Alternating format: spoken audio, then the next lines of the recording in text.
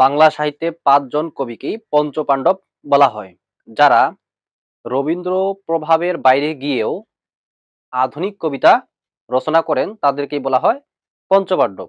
চলুন তাহলে এই পঞ্চপাণ্ডব অর্থাৎ ৫ জন কবি কারা আমরা সুন্দর কৌশলের মাধ্যমে জেনে নিই।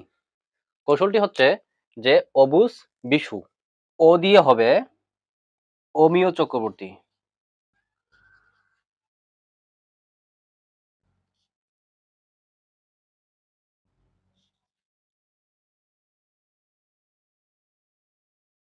বয়হুসু দিয়ে হবে বুদ্ধদেব বসু।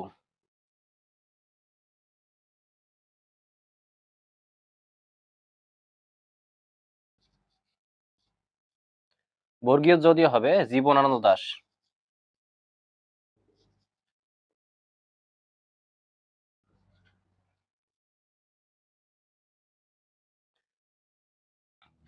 বয় হিসিকার দিয়ে হবে বিষ্ণু দে।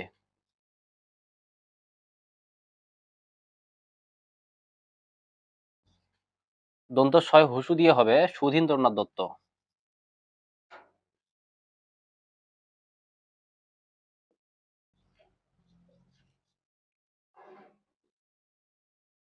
চলুন আরেকবার দেখি।